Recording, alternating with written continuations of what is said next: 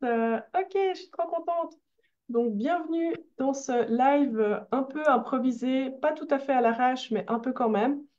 Je vous donne un petit peu de contexte et puis comme ça, après, on pourra démarrer avec cette discussion. On vous a invité à participer en live pour que vous puissiez poser vos questions et intervenir ou peut-être partager aussi avec nous. Donc, soit vous pouvez le faire dans le chat, soit vous pourrez simplement prendre la parole. Ah oui, avant de continuer, je vais enregistrer. Paf. Donc là, voilà. Et il y a encore des gens à admettre. Paf, paf. OK. Donc, je disais, je vous donne un peu de contexte. Donc, avec Audrey, on a fait connaissance parce qu'on est dans le même mastermind ensemble. Et Audrey a fait une présentation que j'ai juste adorée au sujet du système nerveux et des différents modes adaptatifs de survie. Ça m'a énormément parlé et bah, j'ai commencé à la suivre. Et un jour, Audrey arrive en parlant des coachings en émergence et j'étais là, mais ah, c'est un mot, ça? Parce qu'elle commence à me raconter qu'est-ce que c'est, puis je dis, mais en fait, c'est ce que je fais aussi, mais j'ai jamais mis ce mot là-dessus. C'est quelque chose qui m'est venu de manière intuitive, dans ma manière d'accompagner les gens de plus en plus. Ben, moi, je parle avec les gens, je ressens un petit peu ce qui se passe à l'intérieur d'eux en fonction de ce que je dis ou de ce qu'eux racontent, parce que parfois, les gens se racontent des histoires auxquelles ils croient, et en fait, on sent que c'est juste une histoire qui se raconte à propos d'eux-mêmes et que c'est pas forcément leur vérité. Et comme je peux ressentir ça, ben après avec des mots ou comme ça, je vais simplement le remettre en face des yeux. Là, tu es en train de te raconter une histoire et peut-être qu'il y a d'autres histoires que tu pourrais te raconter qui sont plus vraies, qui sont plus en accord avec toi-même. Et pour moi, ça permet aussi d'aller creuser un petit peu dans qu'est-ce qui s'est passé pour que tu te racontes cette histoire-là et faire un petit peu remonter les choses et après on traite au fur et à mesure. Voilà, moi c'est comme ça que j'y suis arrivée. Et maintenant, bah, je propose de te laisser la parole, Audrey, pour que tu puisses nous raconter, toi, finalement, comment t'en es arrivé à ce genre de pratique et quels sont, d'après toi, finalement, les bénéfices. Alors, moi, je suis arrivée à ça parce que j'ai d'abord été formée en PNL, en hypnose, en analyse transactionnelle, en tout un tas de choses où on avait des protocoles. Et généralement, les protocoles, ça ne marchait pas sur moi. Il y avait toujours un moment où, quand on était formé, la personne elle disait, oui, mais là, Audrey, elle part dans tous les sens. Et où on essayait de me recadrer. Puis je voyais bien à la fin que je n'étais pas aidée. Puis quand j'ai fait mes propres accompagnements, j'ai vu que si je restais dans un protocole, bah, je passais à côté de la séance en fait. Parce que c'était, bon, alors moi je veux travailler telle chose. Oui, d'accord, mais s'il y a autre chose qui se présente, on lui dit merde. Et bien souvent, bah, ce qui se passe, c'est que tel que je l'aurais appris, j'aurais dû dire merde. Et tel que des fois j'ai été accompagnée, bah, c'était aussi, oui, mais regarde, il y a ça. Non, non, là, on va bien rester sur le blocage sur l'argent. Alors que finalement, si on était allé voir le truc d'avant, on aurait bien mieux résolu le blocage sur l'argent. Donc, moi, j'en suis venue tout simplement à laisser tomber les protocoles parce que bah, déjà, moi, je ne les aimais pas en tant que cliente. Et ensuite, je m'étais sentie niée ou annihilée dans les parties de moi qui voulaient s'exprimer. Je me rappelle une fois en hypnose où elle me dit alors, vois en toi, je sais plus, ta puissance féminine, je sais pas quoi. Je la vois et d'un coup, ça devient un zombie. Elle me dit non, non, retransforme-la, elle est dorée, elle est belle, elle avance. Moi, je fais, ouais, mais moi, je vois un zombie. Non, non, tu vois pas un zombie. Ça, c'était résistance. Et en fait, je suis retournée après la séance moi-même voir ce zombie, qui était tout simplement la représentation chez moi de la puissance féminine. Et donc, c'est là-dessus qu'il y avait besoin d'aller voir.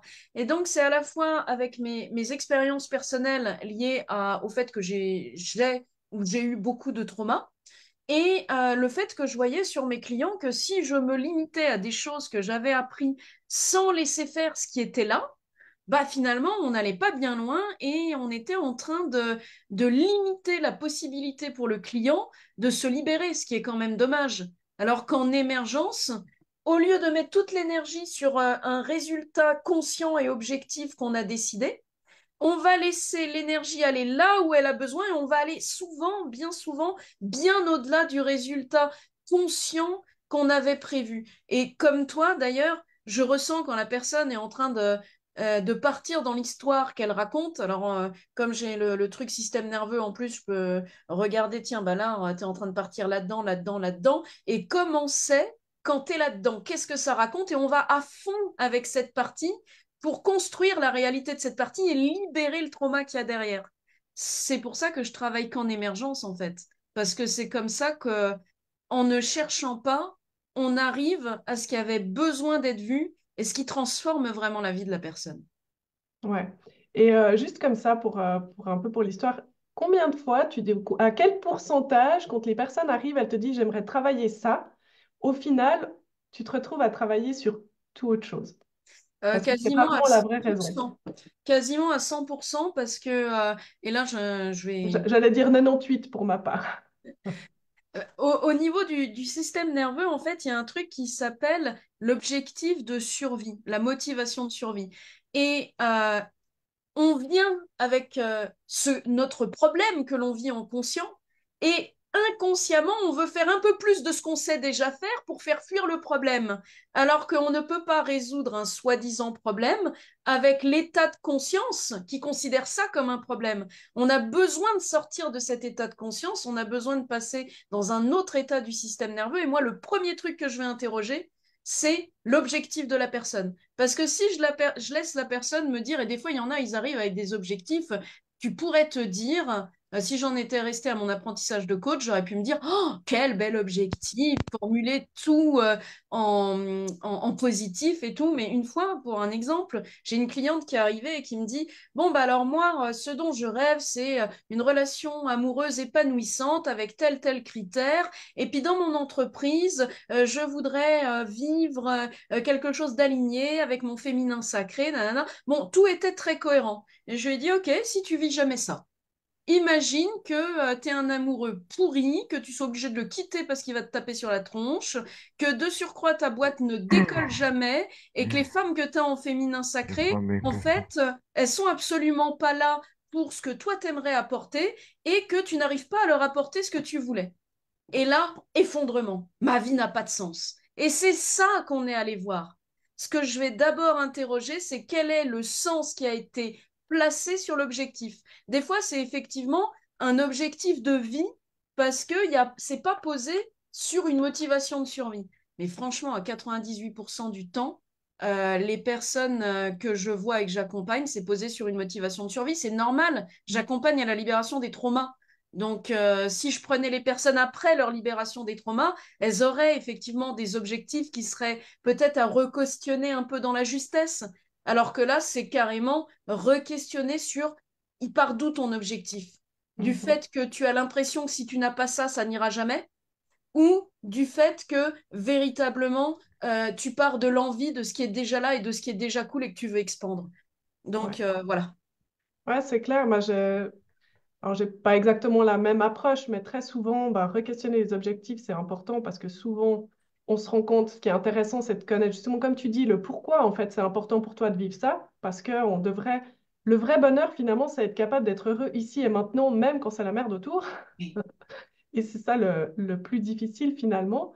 Et aussi, je trouve intéressant d'aider ben, des fois les gens à, pas forcément à revoir leurs objectifs, mais effectivement à aller explorer ce qu'il y a derrière. Et puis, le côté, je me suis perdue en cours de route parce que j'ai fait rentrer des gens dans la salle, ça m'a coupé dans mon truc là. Euh, Alors, tu en étais sur aider les personnes à explorer leurs objectifs de vie pour voir si ça résonne véritablement avec eux. ouais, mais il y avait autre chose derrière sur lequel je voulais rebondir, que je trouvais intéressant. Mais c'est pas grave, ça reviendra. Ça reviendra. Ouais, voilà. Je sais plus. Quelque chose que j'avais observé qui se présente très très souvent et je trouvais que c'était pertinent, mais voilà, ça m'a échappé. Bon, et c'est génial, je vois qu'on est vraiment nombreux. Je serais curieuse ici de savoir qui est déjà thérapeute ou accompagnant dans la salle ou sur Internet, enfin sur Facebook. Moi, je sais pas, toi, tu surveilles les commentaires. Moi, j'ai personne là qui me fait des commentaires Alors, sur mon j'ai les profil. commentaires sur mon truc, donc pour l'instant, il n'y en Ah a ouais, pas, ouais. mais je peux aller voir les commentaires chez toi. Bah, chez moi, sur mon profil, il n'y a personne. Par contre, sur ma page, je sais pas. Pour l'instant, il n'y a même pas Euh, de... Je pour regarde. l'instant, non, il n'y a personne non plus. comme commentaire sur mon profil. N'hésitez pas hein, à poser des Ouais. questions, etc. Je vais tâcher de continuer à faire rentrer les gens. Ça m'énerve que cette histoire de mot de passe Moi n'ait aussi, moi pas aussi, moi fonctionné. aussi. Yes. OK. Alors, pensez à désactiver vos micros si ce n'est pas le cas quand vous arrivez. OK. Bon, ah voilà, c'était ça que je voulais aborder. Je viens de retomber sur mes pieds. Je disais, et j'ai vu que tu le faisais aussi, Audrey. euh, Moi, j'aime bien travailler avec les gens, commencer par les remettre, en fait, les faire sortir de leur état de stress. Oui, Parce que quand on est, enfin moi j'ai très souvent des gens qui arrivent, qui viennent me voir et en fait ils viennent me voir parce qu'ils sont paumés, ils savent plus où ils en sont. En fait ils n'ont même pas vraiment d'objectif parce qu'ils sont même pas vraiment capables de dire de quoi ils ont besoin ou de quoi ils ont envie. Des fois ils ont même envie de rien ou tout leur semble tellement presque impossible à atteindre. Enfin ils sont tellement enlisés dans leur truc en fait qu'ils savent plus rien. Et ils sont vraiment perdus. Et souvent ben, ces gens-là, ce que j'aime commencer à faire, c'est déjà ben, leur permettre de descendre d'un cran dans leur stress. Parce que pour moi, on ne peut pas être stressé et connecté. C'est juste deux trucs, deux pôles opposés. Donc, le stress n'est pas que négatif, mais souvent quand ils arrivent en soins, c'est négatif. En tout cas, ça les empêche de se connecter avec leurs ressources et tout ça. Et puis, j'ai vraiment à cœur, et j'ai vu que toi, tu le faisais aussi, de transmettre des outils pour que les gens puissent en autonomie sortir de leur stress et de leur mode de survie. Et voilà, je voulais juste savoir bah, quel est ton point de vue là-dessus. ouais, pour moi, c'est indispensable. Alors, je vais apporter un peu de théorie polyvagale de système nerveux. En fait, comme dans le système nerveux, on a trois états et deux sous-états, c'est-à-dire un état de vie, le ventral, là où on est capable d'être en métaposition, de voir ce qui se passe en nous, d'être aussi dans un état neutre, un état où on n'est pas envahi, submergé ou complètement inhibé. Moi, j'ai besoin de ramener les personnes de l'état de survie dans un état de présence, parce que c'est uniquement à partir d'un état de présence et de paix qu'on va pouvoir aller voir avec la personne euh, qui est centrée et ancrée, bah, ce qui se passe. Quelle est Mm. la partie qui se déclenche et qui dit j'ai pas d'objectif, tout va mal, j'en peux plus, je veux juste plus vivre ça. Parce que si on Il y reste a un juste sur problème avec Zoom. si on reste juste sur je veux juste plus vivre ça, bah d'accord, c'est juste qu'on est, si on part là-dessus, on est juste en train d'interagir avec un état de survie. Alors que l'important, c'est de pouvoir revenir en méta, revenir en observateur, et on voit, ok, là, il y a une partie qui est en train de tourner, bah, je perçois que son rythme, il est extrêmement rapide, qu'il y a du stress dedans, qu'il y a de la pression, qu'il y a de la colère, de l'impuissance. Puis là, il y a une autre partie qui est inhibée, qui n'y croit plus. Et en fait, la partie qui est stressée, elle n'a pas envie que la partie qui est inhibée s'exprime. Et donc, ben, elle reste la personne est submergée par le stress tout le temps.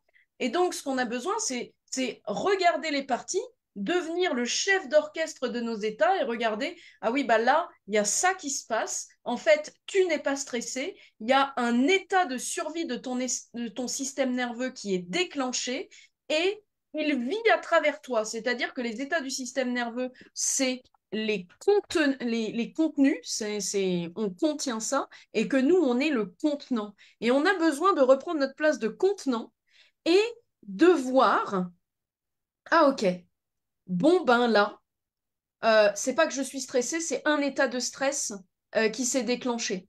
C'est pas que je suis déprimée, c'est l'état dorsal du système nerveux qui est devenu l'état habituel dans lequel je vis.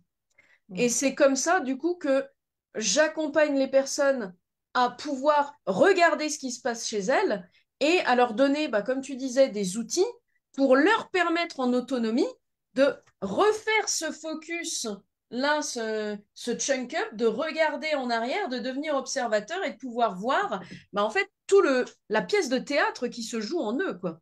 Mhm. Ouais, je suis assez d'accord. Euh, Merci pour ce partage. Attends, je vais juste lire le commentaire de Charlotte. Bonjour, pas toujours facile de prendre conscience qu'on est en mode survie quand c'est permanent, ouais, dès le réveil, le matin et jusqu'au soir. Ouais, c'est clair. Il y a plein de gens en fait qui se rendent même pas compte à quel point ils sont en mode survie. Est-ce que toi, tu as une clé là comme ça pour aider à évaluer un petit peu est-ce que vous êtes en Oui. mode survie ou non? Vas-y voir, je Alors serais déjà, curieuse. il y a un premier truc. c'est que nous sommes 85% à avoir le système nerveux dérégulé. C'est Clairement, lié aussi aux troubles de l'attachement dans l'enfance et aux traumas du développement. Parce que les traumas du développement, c'est pas seulement avoir été lancé dans les murs, avoir été insulté et s'être pris des coups non, de couteau. clairement. Ça va être aussi ne pas avoir été écouté dans ses élans, ou pire, avoir été coupé dans ses élans, avoir été ridiculisé gentiment.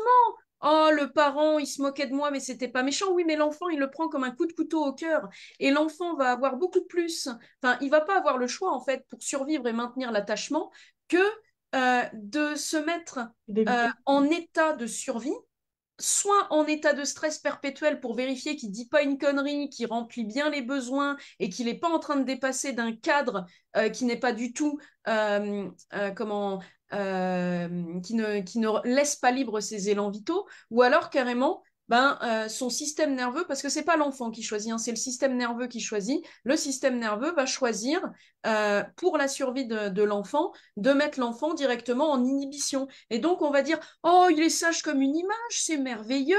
Bon, il est un peu timide. Non, non, en fait, Non, non. il a appris à ne pas exprimer ses élans de vie, hein, parce que un enfant naturellement, eu égard au développement de la partie limbique de son cerveau, il va faire des colères, il va avoir des expressions instinctives, des émotions, euh, et on a besoin en tant qu'adulte de lui expliquer que c'est normal, que c'est pas un problème, et de laisser compléter son cycle de stress.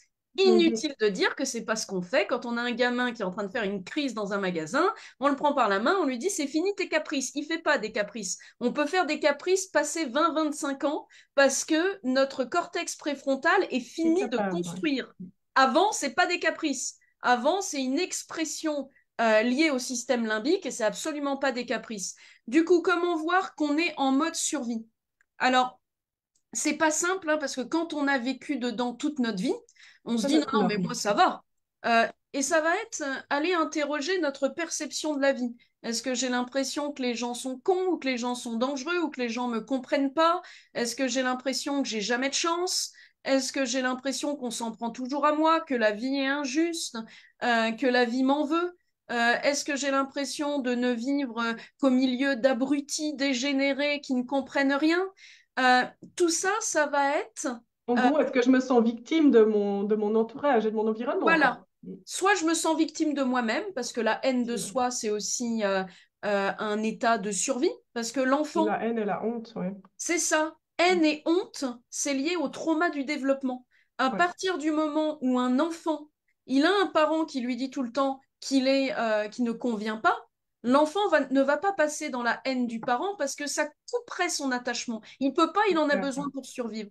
Donc, qu'est-ce qu'il fait, l'enfant? Inconsciemment, le système nerveux de l'enfant, ben, il va y avoir quelque chose qu'on appelle des modes adaptatifs de survie qui vont se conclure et ça va être, ben, je conclus que je suis pas à la hauteur, je n'ai pas le choix. Il faut que je conclue que je suis pas à la hauteur. Je conclus que je suis pas aimable. Je conclus que je suis une mauvaise graine. Je conclus que je suis quelqu'un de timide, d'effacé, d'asocial et ce qu'on veut. Donc, il va y avoir mon rapport de moi par rapport à moi.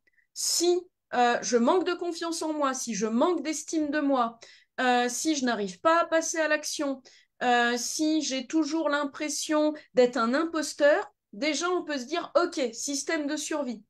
Si jamais j'ai l'impression que la vie m'en veut ou que les gens me harcèlent, que je tombe toujours sur des pervers narcissiques, ok, là, on est en train de reproduire inconsciemment ce que le corps connaît, c'est-à-dire de se faire maltraiter par l'extérieur.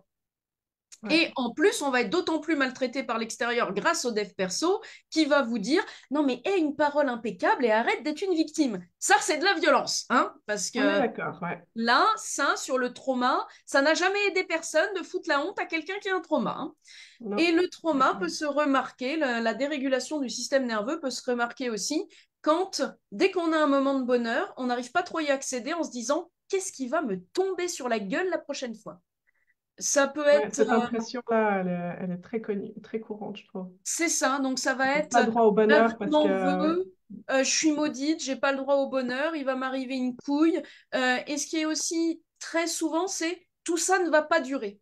Donc, on va rester sur la méfiance.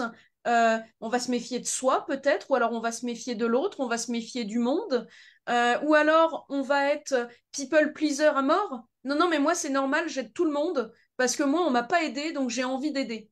Ouais, mais en Mhm. fait, là, c'est l'expression d'un trauma et c'est l'expression d'une dérégulation du système nerveux. Donc voilà, globalement, comment on peut voir que notre système nerveux est dérégulé et comme 85% des personnes ont leur système nerveux dérégulé, disons que c'est assez fréquent. Ouais, effectivement. Mais d'ailleurs, j'ai envie de rebondir parce qu'il y a quand même quelque chose qui, moi, me touche parce que, bon, on ne s'est pas trop présenté avec Audrey. On est un peu parti du principe que vous nous connaissiez puisque vous avez des questions, vous pourrez toujours nous les poser. Mais moi, j'ai quand même 3 enfants. Et les enfants, c'est ce qui m'a poussée finalement à devenir une meilleure personne parce que j'avais tellement envie ben, déjà d'avoir une belle relation avec eux. Parce que moi, j'ai eu une relation assez compliquée avec mes parents et je ne voulais pas reproduire ça. Donc, par opposition à ce que j'ai vécu, j'ai voulu créer l'inverse, donc quelque chose qui pour moi était mieux. Parce que ça m'a vraiment poussé à étudier euh, le développement de l'enfant, donc tout ce que tu as parlé au sujet de l'attachement et tout ça. Et puis ensuite, ben, comment tu fais pour pas traumatiser ton gamin, ou en tout cas pas trop. Parce que bon, la vie s'occupe déjà de créer les choses, et puis surtout, les enfants ont ce don de nous mettre face à nous-mêmes, parce qu'à la fois, on doit gérer ben, nos propres traumas pas réglés, et à la fois, ben, il y a un autre petit être là qui a rien demandé à personne, il faut quand même le dire, qui est là dans notre vie et dont on est censé prendre soin. Et moi, c'est quelque chose qui m'a beaucoup aidé, qui m'a beaucoup questionné aussi. Et je veux quand même dire qu'il y a de plus en plus de parents qui sont informés par rapport au trauma et qui s'efforcent de faire mieux finalement que la Mhm. norme de nos grands-parents, même de nos parents, hein. Voilà, donc juste pour avoir un petit côté un peu plus positif. Mais c'est vrai que c'est vraiment passionnant. Et moi, j'ai aussi cette chance maintenant, comme mes enfants, certains, enfin 2 de mes enfants sont plus grands. Mon aîné a 15 ans. Il aura 15 ans lundi prochain. Et il a survécu jusqu'à 15 ans. Et moi aussi. Mais en fait, le truc, c'est que on m'a souvent critiqué sur ma manière d'agir avec mes enfants. On me disait, ouais, mais t'en fais un enfant roi. Ouais, mais il fait des caprices, tu devrais pas l'écouter. Ouais, mais. Et en fait, bon, ça a été dur hein, parce que j'ai beaucoup de peine à être assertive et à m'affirmer. Donc, ça m'a vraiment appris là-dedans. À juste dire fuck les discours des autres parce que quand même H24 c'est moi qui vis avec mes enfants, c'est pas vous. Et mon enfant, le premier en plus, a une maladie chronique, donc on avait beaucoup à gérer de stress, de soucis de santé, etc. Et maintenant, je peux vous dire, j'ai bien fait de ne pas écouter ces gens-là et de toujours mettre au centre. La question, c'était toujours comment je maintiens la relation, comment je maintiens la connexion. C'est la seule chose que j'ai maintenue la plus importante. C'est pas comment je peux me faire obéir, comment je peux montrer que j'ai raison, etc. C'était juste comment je peux faire pour que mon enfant il se sente aimé, adéquat et qu'on reste en lien. Et ça fait que maintenant j'ai un ado qui est équilibré. Je vous dirai peut-être plus ça dans 2 ans, hein, mais pour l'instant j'ai un ado équilibré et on a une relation qui est saine, où on est bien ensemble.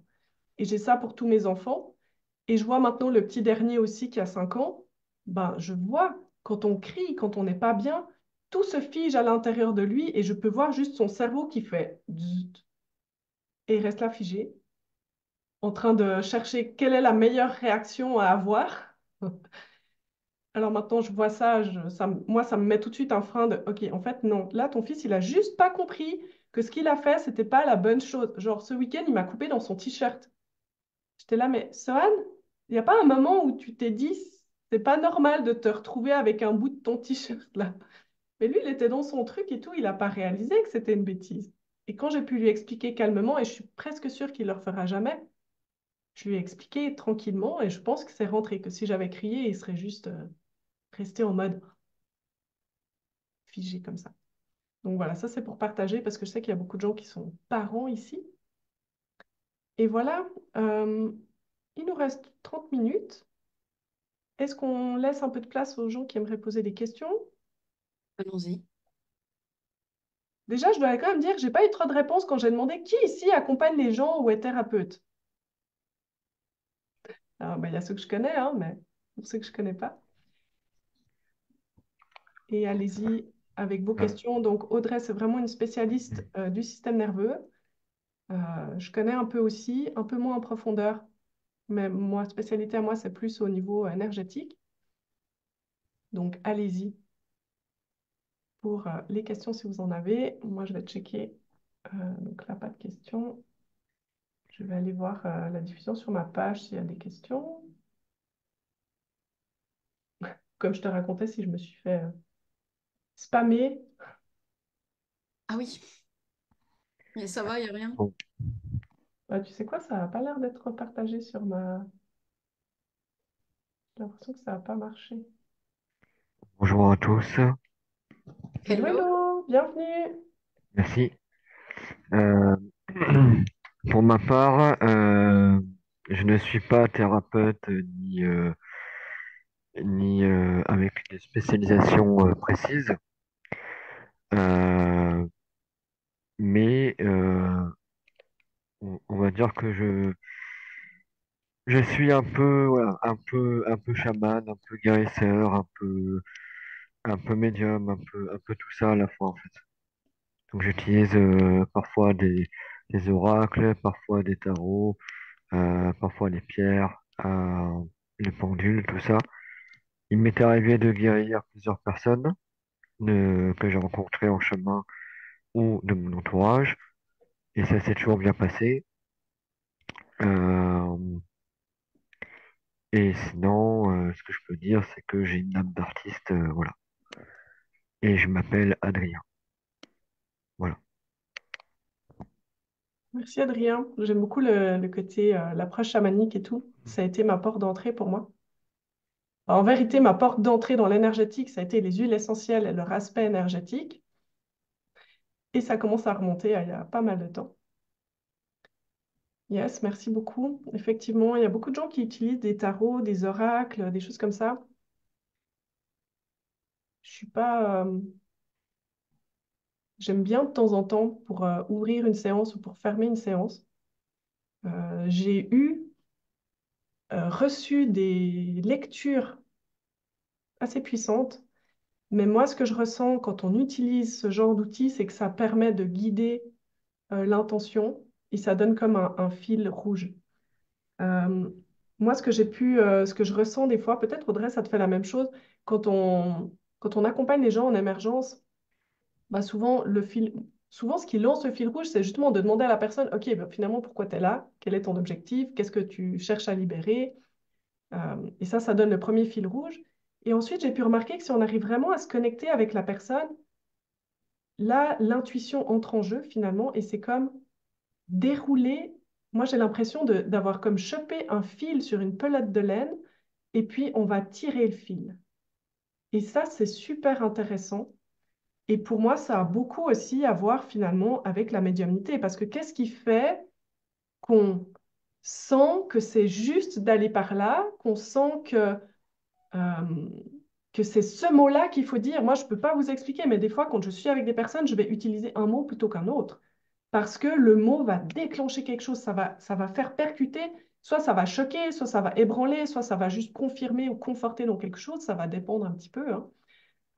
Et je trouve que c'est vraiment intéressant comme les mots peuvent ouvrir des portes. Et c'est comme ça amène quelque chose à la conscience de la personne, et puisque c'est à sa conscience, ça devient accessible dans son énergie. C'est comme ça. Ça sort, c'est plus présent dans son énergie, et nous, on peut capter ça et l'utiliser pour notre séance. Et j'avais envie, ça me rappelle que j'avais mis ça en note dans mes petites pages là, d'échanger avec toi, Audrey, sur quels seraient ou quels pourraient être, d'après toi, les pièges de l'accompagnement en émergence, mais un peu de tous les accompagnements, en tout cas pour moi, pour ce qui m'est venu. Quand j'ai commencé à réfléchir à cette question, alors moi, ce qui m'est venu, c'est la projection sur l'autre. Quand Oui, le carrément. thérapeute commence à projeter ces trucs, et puis je pense que c'est un peu une des questions centrales. Donc moi, je forme aussi des thérapeutes et des accompagnants, et finalement, la question centrale, c'est oui, mais alors, comment je fais pour pas me projeter? Alors, je te laisse, Audrey, rebondir là-dessus, puis après, si je sens qu'il y a des choses que je peux ajouter, je viendrai ajouter. Si ça te dit, hein, si ça te... Alors, moi, c'est facile pour moi de pas me projeter parce que comme j'ai un fonctionnement du spectre autistique, eh ben, je comprends pas les fonctionnements des autres. C'est-à-dire que j'ai pas le truc de ah tiens, bah, il y a ça, puis il y a ça. Ce qui fait que ça m'aide beaucoup parce que je suis toujours dans un truc où je ne sais pas. Je ne sais pas, et Ne vraiment, pas faire de suppositions sur ce qui se passe en fait. voilà, authentiquement, je n'en sais rien du tout, mais vraiment rien. Donc, quand la personne vient et me déroule tout un raisonnement, je fais peut-être, mais on ne sait pas. On va rester curieux. Il y a Ok. Là-dessus, c'est assez facile pour moi en séance. En fait, j'utilise ce qui socialement est assez compliqué, hein, parce que je ne présume pas, je ne lis pas entre les lignes. Donc, socialement, c'est assez compliqué, puisqu'après, je demande aux gens, quelle est ton intention dans ce que tu me dis et peux-tu préciser, parce que je ne sais pas ce que tu attends comme réponse ni comme interaction. Donc là, bah, c'est sûr que dans la vie de tous les jours, c'est pas drôle pour les gens. Mais par contre, dans mon travail, c'est très, très, très pratique. Il n'y a pas de projection, puisque il n'y a pas de tiens, bah, ça peut être comme ça. Et du coup, comme il y a la projection, je trouve que telle que vous la décrivez, comme je la connais pas trop, elle a l'air un peu émotionnelle. Parce que Mhm. finalement, je pourrais faire de la projection à partir de mes connaissances. Mais non, parce que la connaissance, c'est comme si c'était un truc dans le disque dur et qui va pouvoir être utilisé ou pas. Mais par contre, non, bah, j'ai vu effectivement chez des accompagnants leur projection où j'étais non, mais Ça moi, fait je peur. ressens pas ça. Et à la fin, je sortais en colère en fait de l'accompagnement parce que on était allé sur un truc qui marchait pas du tout. Mhm. Donc la projection, j'ai pas trop Mm. cet écueil. L'écueil qu'on peut avoir par contre quand on commence en émergence, c'est se faire avoir et tourner en rond avec une partie qui essaye de faire Mhm. du flou Oui, tu pour as qu'on raison. n'aille pas à l'intérieur. Et donc ça m'est arrivé les 2, 3 premières années de mon exercice, de perdre un peu du temps comme ça avec une partie. Maintenant, je les repère beaucoup plus facilement parce que logiquement, bah voilà, c'est ça qui est important aussi avec l'expérience. Ça devient inné, c'est l'acquis c'est dispo. Et du coup, bah, je les repère et puis je peux leur demander, OK, je vois que toi, tu n'as vraiment pas envie d'y aller là. Est-ce que tu peux nous dire ce qui fait que si tu veux pas y aller, est-ce que c'est dangereux? Qu'est-ce que tu n'as pas envie de vivre en fait? Et comme ça, on peut déjà aller parler avec cette partie qui est en train d'essayer de nous embobiner, parce que finalement, là, c'est un jugement de dire qu'elle embobine. Cette partie s'est mise en premier pour protéger le reste. Protéger le reste, ouais. Et Ah, donc, ouais, ce je qui est le vois important, souvent. c'est OK, tu protèges de quoi? Est-ce que tu veux pas qu'on y aille? Parce que dans ce cas-là, si tu veux pas qu'on y aille, on va pas y aller et on va d'abord parler avec toi. Mhm. Ah ouais, c'est effectivement. Je l'explique différemment, mais je le ressens aussi, cet endroit où des fois tu sens que la personne, elle ne veut pas aller quelque part. Moi, ce que je fais, c'est que je vais essayer d'y aller par un autre angle. Parce qu'effectivement, je suis dans cette idée qu'on n'est pas là pour forcer les gens, que eux savent toujours mieux que nous ce qui est bon pour eux, quand même. Et que donc, quelque part, on dit le client est roi, mais moi, je l'entends dans vraiment le sens de on n'est pas là pour retraumatiser les gens. Là où je laisse pas partir non plus, c'est quand les gens revivent leur trauma. Ça, je ne laisse Mm. pas partir. J'aime bien qu'ils puissent expliquer, parler de ce qu'ils ont vécu, mais quand je vois que tout l'émotionnel file dedans, je laisse pas partir parce que pour moi, ils vont se retraumatiser Oui. et c'est vraiment pas ce qu'on cherche à faire. Donc ça, c'est important. Pour revenir sur les projections, donc alors je comprends donc Audrey que toi, tu n'as comme pas le mode d'emploi, donc tu ne peux pas faire de suppositions, ce qui est intéressant parce que du coup, tu es obligé d'aller demander aux gens c'est quoi ton mode d'emploi. Oui, ben c'est ça. Euh, Et dans la vie de tous les jours, c'est pénible, hein. Quand ma mère me demande qu'est-ce que tu J'imagine, fais, ouais. je suis obligée de lui demander qu'est-ce que je fais vraiment concrètement là, parce que si c'est ça, je suis en train de prendre le couteau pour mettre du beurre sur le pain. Est-ce que c'est qu'est-ce que je fais de manière globale, auquel cas je prends un petit déjeuner, ou qu'est-ce que je fais dans ma journée? Alors là, ça veut dire que je fais une pause pour petit déjeuner. Bon, bah mes proches se sont habitués, mais disons J'imagine. que voilà. Mais ouais, donc moi, ce que je voulais apporter, donc, pour éviter de faire des projections, à mon avis, et je serais heureuse d'entendre vos commentaires peut-être là-dessus, ça demande au thérapeute d'apprendre à rester chez lui. Donc déjà, ça demande de bien se connaître. Ça demande de sortir du masque du sauveur. En fait, à chaque fois que dans notre énergie, on veut sortir de nous pour aller vers l'autre, quelque part, on fait comme une projection. On amène chez l'autre quelque chose qui ne lui appartient pas, on lui amène un peu de nous. Donc c'est vraiment de développer cette capacité de rester là où on est, dans notre énergie, dans notre vérité aussi, et développer notre capacité d'écoute, d'entente et d'empathie. Et donc, se connecter avec l'énergie de l'autre, ce n'est pas laisser l'autre venir à notre place et ce n'est pas non plus aller à la place de l'autre. Et ça, je pense, c'est des choses qui aident à ne pas faire de projection sur autrui. Et c'est toujours, en fait, quand les gens, je vais prendre mon propre exemple, quand les gens me parlent de leur truc, très souvent pour moi, ça va résonner. Surtout que j'ai à cœur d'attirer chez moi des gens qui partagent des problématiques que j'ai réglées parce que je me sens vraiment à même, vu que je les ai réglées, de leur donner des clés. Mais ça demande de développer cette capacité à rester chez soi et que quand les gens me parlent de leurs problématiques et que moi, ça me fait des résonances parce que je suis, ah ouais, je connais, de ne pas faire des suppositions que parce que je connais, puis parce que j'ai utilisé ce chemin-là pour le régler, ça va être le meilleur chemin pour eux. Donc en fait, ça me demande d'avoir toujours un œil sur qu'est-ce qui se passe à l'intérieur de moi au moment où les gens ils me parlent. Donc j'ai appris comme à splitter ma conscience. Il y a toujours un œil chez moi ou une partie de mon énergie ou de ma tête, je ne sais pas comment il faut le décrire, chez moi. Je montre le cœur parce que c'est connecté avec le cœur et chez l'autre. Et ça demande cette capacité d'apprendre à faire les allers-retours et de toujours surveiller qu'est-ce qui se passe chez moi. Donc, à la fois, ça va me permettre d'être au courant de qu'est-ce qui se passe chez moi, mais d'être capable aussi de ressentir qu'est-ce qui se passe chez l'autre. Et ça, c'est quelque chose qui est intéressant. Et de nouveau, comme le disait Audrey, le meilleur moyen d'apprendre à faire ça, c'est quand même l'expérience. Donc, probablement que vous allez vous planter quelquefois. Et après, on apprend et on fait mieux. Ouais, Voilà. c'est Si vous vraiment avez ça qui d'autres est idées. important, c'est l'expérience parce que à ce moment-là, on peut vraiment distinguer parce que moi, ce truc de projection, même si je le vis pas dans l'émotionnel, j'aurais pu le vivre en fait dans le modèle du monde parce que j'accompagne des gens qui ont souvent mon modèle du monde. Mais c'est ça qui est intéressant et que j'aime bien, c'est que à chaque fois, en allant dans leur modèle du monde voir ce qui a créé ça, bah moi, ça me permet de remettre en cause des croyances que j'avais et de voir, ah ouais, mais si chez lui, c'est fondé sur telle chose dans son modèle du monde, bah finalement, chez moi, certainement aussi. Et finalement, ça m'a appris à regarder la vie où il n'y a rien de vrai, il n'y a rien de faux, quoi. À Mhm. part, évidemment, ce que l'on a érigé comme valeurs, qui pour nous sont vraies et qui comptent pour nous. Parce qu'on ne va Mhm. pas partir dans il n'y a rien de vrai, il n'y a rien de faux, il n'y a que l'unité et dire oui, oui, alors cette personne est battue, mais c'est son choix. Non, non, c'est pas du tout ça que je veux dire. C'est que chacun va avoir sa perception d'un fait, mais la perception d'un fait, elle est fondée sur des croyances qui elles-mêmes appartiennent à un état du système nerveux. Ouais, c'est vrai. Moi, ce que j'aime dire toujours, c'est finalement le problème, c'est pas qu'on se sente triste ou qu'on vive de la tristesse ou de la colère ou peu importe. Le vrai problème, c'est qu'on juge que c'est pas bien de vivre cet état émotionnel à ce moment-là. Et très souvent, d'ailleurs, je voulais aussi évoquer ça, je vois très souvent des gens qui viennent me voir et qui me disent, ah, mais moi, je voudrais être heureux tout le temps. Je dis, mais en fait, le problème, c'est pas forcément un problème, mais c'est pourquoi ce serait embêtant de vivre de la tristesse, de la colère ou comme ça. Pour moi, le vrai bonheur à long terme, c'est même pas finalement vivre du bonheur, c'est plutôt être dans la sérénité, dans le fait d'être en paix, que quoi que je vive comme état émotionnel, je peux m'aimer.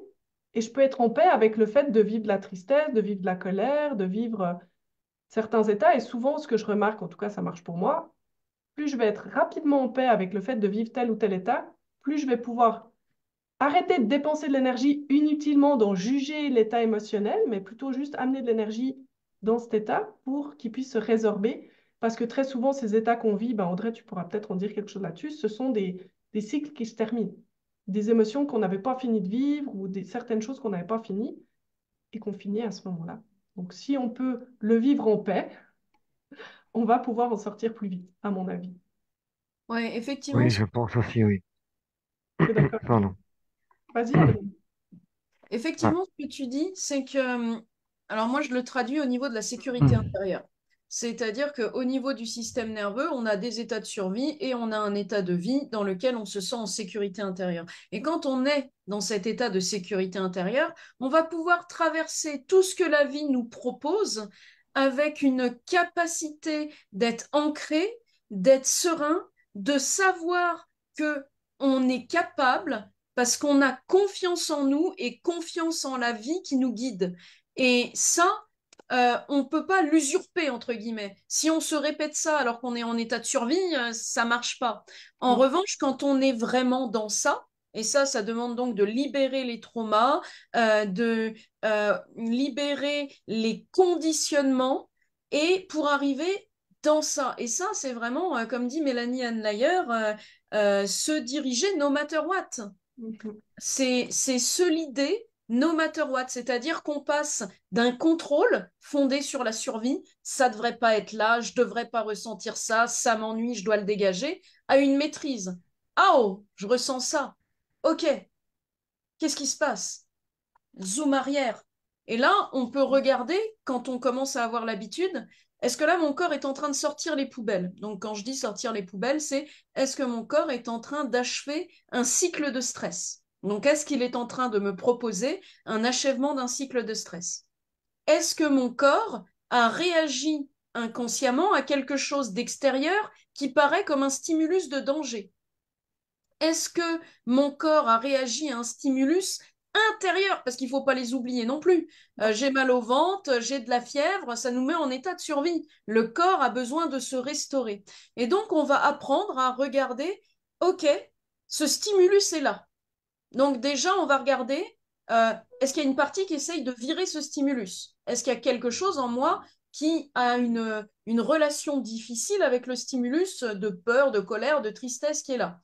Ok, on va pouvoir aller parler avec la partie qui a peur de ce stimulus, qu'elle nous explique son besoin. Ouais, ouais, mais j'ai peur que si on laisse sortir la tristesse comme ça, moi je vais en mourir. La tristesse, je la supporte pas, je peux pas être triste, c'est horrible. Et donc là, on va pouvoir, bon, avec tout un tas d'exercices, moi c'est le système nerveux, hein, apporter notamment une pendulation pour remettre un peu de confort dans cet inconfort. Et l'idée, plus on avance dans la sécurité intérieure, c'est plus ça va être facile pour nous qu'il y ait du confort dans les moments inconfortables, ce qui nous permet ensuite de prendre beaucoup plus facilement des risques et d'être dans ce qu'on appelle un mindset de croissance qui finalement ne dépend pas du mindset, mais qui dépend du système nerveux, parce que chaque état du système nerveux va avoir ce qu'on appelle un mindset différent. Donc quand on On nous est parle d'accord. de mindset de ressources et de croissance, ça n'est possible que quand on est dans un état du système nerveux où on se sent en sécurité intérieure et où même physiquement, les muscles du péricarde sont ouverts et non pas sont fermés parce qu'en état de survie, notre corps est physiquement fermé. C'est hyper intéressant Mais ça oui, de on ne voir peut ça. pas. Et je suis vraiment d'accord avec toi. Et je pense que là, il y a aussi, comme tu dis, des dérives des fois dans le développement personnel et tout. Donc, moi, je suis la première à croire au pouvoir de l'esprit, hein. Mais cela dit, on ne peut pas faire que ça. Parce que se répéter tout va bien quand c'est pas vrai, c'est pas du pouvoir de l'esprit. C'est juste chercher à se mentir, à être dans des stratégies d'évitement à la con. Et, euh, et les stratégies d'évitement, c'est pas être dans son pouvoir personnel. Et comme tu disais, Audrey, c'est vraiment, et Mélanie le dit aussi très très bien, le vrai pouvoir, c'est d'être capable finalement de faire face quoi qu'il arrive. Et ça veut dire se connaître assez bien pour savoir qu'est-ce qui se joue à ce moment-là, de quoi j'ai besoin, donc être capable de prendre soin de soi. Et puis prendre soin de soi, ça ne veut pas dire j'ai plus besoin de personne et de rien pour aller bien dans ma vie, ça veut dire je suis capable de savoir à quel moment j'ai peut-être besoin de demander de l'aide, à quel moment j'ai besoin qu'on me foute la paix, puis d'être juste toute seule, puis je gère mes trucs, etc. Enfin, c'est vraiment la connaissance de soi, pour moi, c'est la seule vraie clé pour aller bien dans la vie. Et pas éviter les états émotionnels. Moi, j'ai des fois des personnes qui viennent, ah, mais je veux pas vivre. Bah, comme tu dis, la tristesse ou comme ça, moi, c'est quelque chose qui, moi, m'a pris des années à sortir de ça. Et dès que je vivais un peu de tristesse, c'était, oh mon Dieu, c'est horrible, ça y est, ça va à nouveau durer 10 ans, quoi. Alors qu'en fait, non. En fait, on peut être triste pendant 1 heure dans sa journée, et puis il se passe un truc, et puis tout d'un coup, on va de nouveau très, très bien. Oui, c'est Parce ça, que, c'est juste de la météo. Moi, c'est pareil, j'avais très très peur de la tristesse et j'avais la colère qui se mettait dessus. ah Et ouais. donc, maintenant, quand je vois que je suis en colère pour rien, le premier truc que je me demande, c'est est-ce qu'il y a une tristesse cachée derrière? Et donc, dans ces cas-là, je fais des... Généralement, pour ça, pour faire sortir ça, je fais de la respiration connectée en laissant le corps faire le bruit qu'il a envie. Et généralement, après, on en arrive à des larmes. Et là, je me dis, OK, bon, bah là, c'est parfait, je suis en train de finir un cycle de stress. Et si je vois qu'il reste quelque chose dans le corps, bah là, je peux essayer un exercice de libération. Et s'il reste encore quelque chose, bah, c'est que j'ai une mémoire à laquelle j'ai pas accès et dont le stimulus a été la tristesse et que j'ai besoin d'aller voir avec ma thérapeute. Ce Ouais. qui, en fait, se connaître, ça nous permet vraiment d'avoir la carte routière et de faire OK. Donc là, vous êtes dans un conditionnement. Là, vous êtes dans un sortage de poubelle. Là, vous êtes dans une mémoire qui remonte.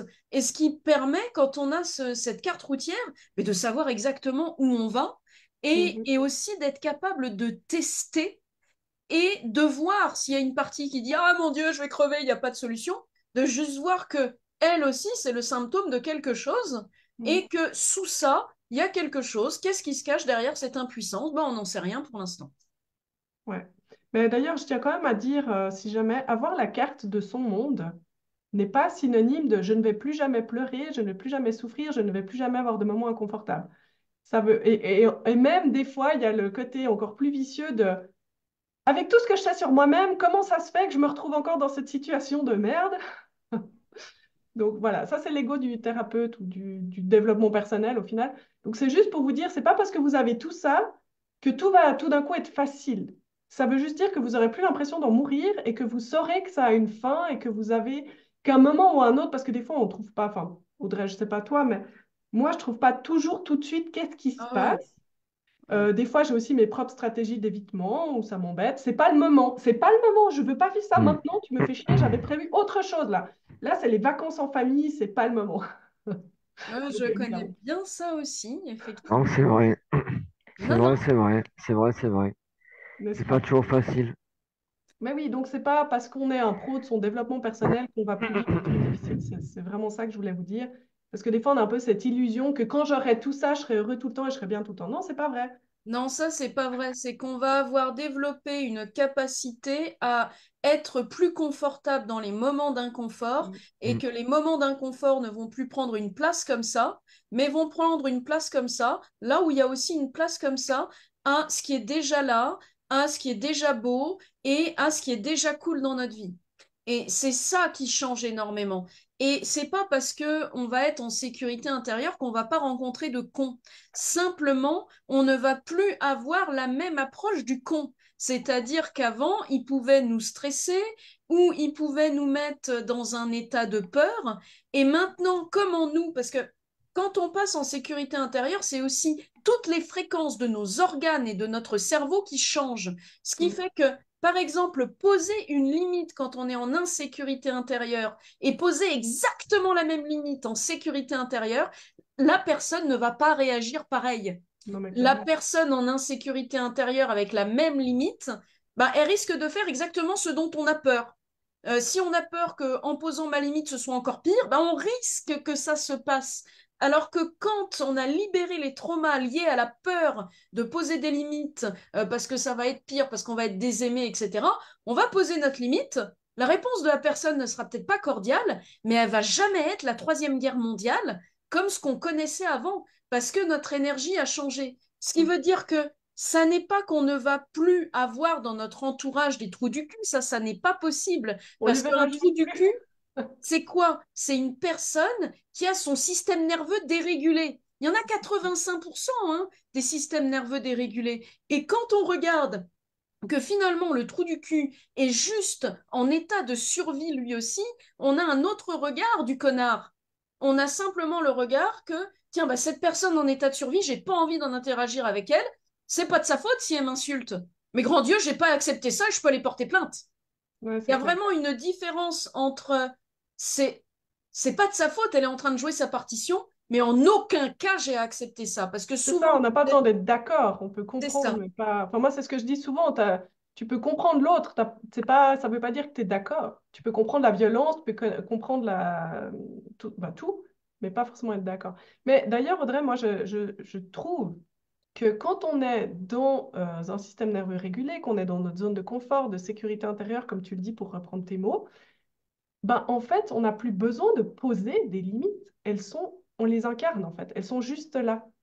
Moi, en tout cas, moi, je vis ça comme ça. C'est vraiment, j'ai plus besoin de me demander, mettre une limite. Je veux pas me faire dépasser. Ces questions ne se posent plus. Elles sont juste là. Et les gens ne peuvent plus rentrer dans mon énergie. Ils peuvent s'appuyer dessus puis être comme repoussés un peu de manière facile. Mais j'ai plus besoin de réfléchir à poser des limites. Ah oui, ça, ouais. Alors moi, là, quand je parlais de limite, c'est le truc que j'ai vécu cette semaine, qui était une personne qui est venue incendier tous mes réseaux sociaux parce qu'elle n'arrivait pas à se connecter Ah euh, oui, t'en as parlé. Voilà, elle n'arrivait pas à se connecter sur Podia parce qu'en fait, elle n'avait pas capté qu'il fallait cliquer sur se connecter et mettre son mot de passe. Et donc, là, je suis allée mettre mes limites fermement en disant non. Euh, Là, quand on a acheté un programme et qu'on a un problème avec le site internet, ce qui peut arriver, on met un message, on met pas des messages d'insultes partout sur les réseaux, on laisse l'équipe résoudre et ensuite on n'insulte pas les gens en MP. Ça, je ne suis pas d'accord et ça ne se passera pas. Et Ouais, super. effectivement, la personne n'a pas eu la réaction qu'elle aurait pu avoir avant quand j'étais pas à l'aise avec ça. Ah non, mais moi j'ai insulté personne, vous vous trompez, je ne suis que paix et amour. Oui, ok, si tu veux, mais tu arrêtes de mettre des messages désobligeants que mes programmes ne marchent pas quand tu ne sais pas te connecter. Surtout Et qu'en vrai, c'est chez Podia qu'elle devrait aller se plaindre. Mais le truc, c'est que c'est vraiment, on se pose plus plein de questions. Avant, moi, c'était, est-ce que j'ai fait quelque chose de mal? Est-ce que je devrais faire autrement? Est-ce que je dois changer quelque chose à mon programme? Est-ce que je dois la rembourser? Non, maintenant, c'est simple. C'est, on va regarder quel est ton problème. Il n'y a pas de problème. Il n'y avait pas besoin de nous insulter en MP. Enfin, d'être désagréable, hein, ça n'a pas été des trucs salcon et tout, mais ça a été, c'est inadmissible. Ce programme est garanti à vie. Je ne devrais pas vivre ça. Et là, on était exactement, moi, le truc que j'ai eu envie de lui dire, c'était où est-ce que tu peux regarder là ce que la vie t'envoie pour te montrer l'incongruence de je crois que je vis en paix et en amour. Mais elle m'avait pas payé pour ça, donc je ne l'ai pas fait. Magnifique conclusion. Donc, on arrive au bout de l'heure qu'on s'était accordée avec Audrey. Donc, si vous avez une question, c'est le moment. Bon, vous pourrez toujours contacter Audrey en MP sans note vocale, par Oui, écrit. merci. Pareil pour moi. Vous pouvez me faire des vocales à moi, hein, ça c'est bon. Mais vous pouvez me contacter en MP aussi. Euh, Est-ce que tu veux dire un petit mot sur comment tu peux accompagner les gens, peut-être? Les Ah oui, c'est entrepreneurs? vrai, le truc que Hein, tant j'oublie. qu'on y est, on a le droit de faire un peu de...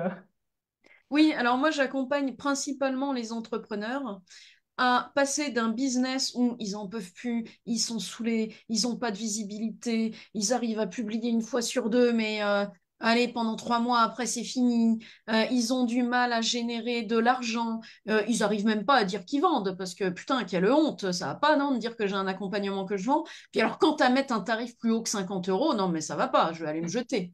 Donc voilà, moi j'accompagne ces personnes-là de passer de multi-saoulés par leur entreprise à retrouver l'élan dans lequel ils se sont lancés parce que c'était leur rêve et devenir des leaders à leur manière, inspirants, impactants et en vivant quelque chose qui leur plaît à partir de leur connexion à eux-mêmes, à partir de leur manière singulière de faire, à leur manière et non pas à la manière qu'on leur apprend à l'extérieur et qui ne leur convient pas. Du coup, forcément, bah, ça donne des gens qui ont envie d'être là, ça donne des clients qui ont envie d'être accompagnés et un CA beaucoup plus confortable avec moins d'heures de travail parce que on est allé libérer toutes les mémoires du système nerveux qui disaient qu'il faut travailler dur, que faut mériter l'argent, que faut pas être visible, bla bla bla bla bla. Donc on libère tout ça et après on incarne ce qu'on a envie de vivre à partir de notre essence et c'est beaucoup plus léger, c'est beaucoup plus cool et on a beaucoup moins l'impression de se casser le cul.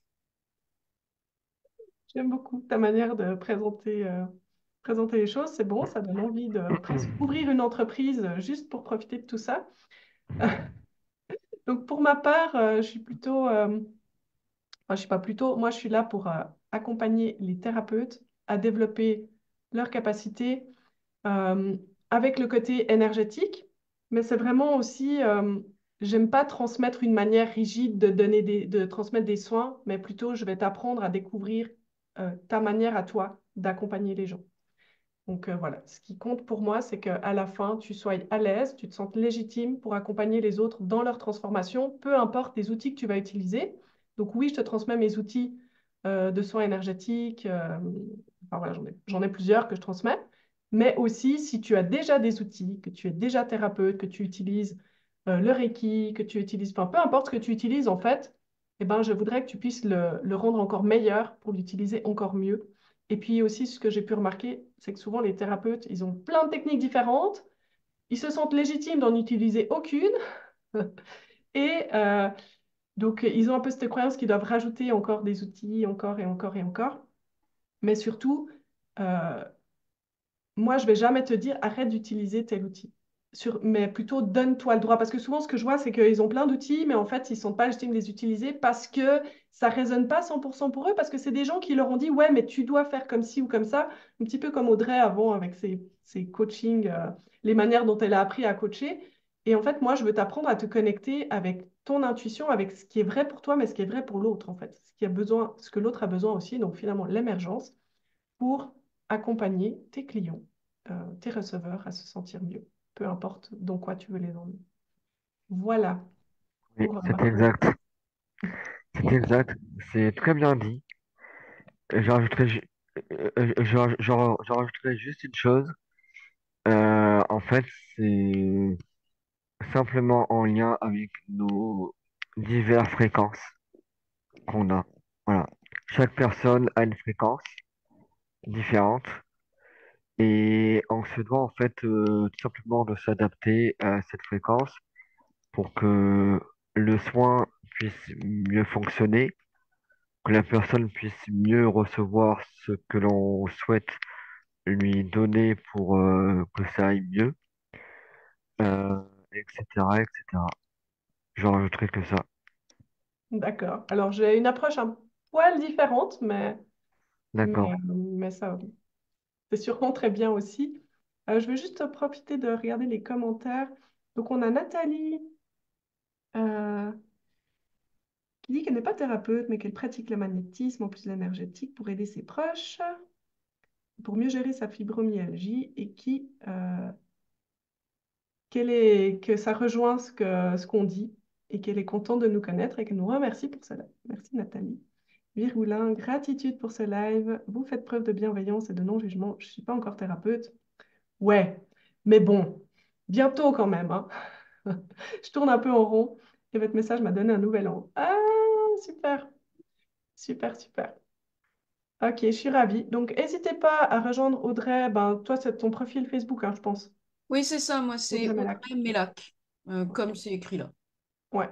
Pareil pour moi, j'ai aussi une page Facebook qui s'appelle Léonore, celle qui parle à l'âme. Vous pouvez me retrouver sur www.ladanseduciel.com ou www.cellequiparlealame.com. Voilà. Merci à tous pour votre participation. Merci Audrey, hein, c'est trop cool que tu acceptes mon petit. Et si on parlait de ça, un peu complètement improvisé, Merci à toi pour voilà, ton invitation. c'est super. Merci. Merci à vous également. Voilà. Merci Merci pour à ta vous participation. également. Désolé d'arriver un peu en retard, parce que je crois que j'étais un peu en retard, donc voilà. Mais voilà. En tout cas, merci encore de l'invitation et je rajouterai juste un truc.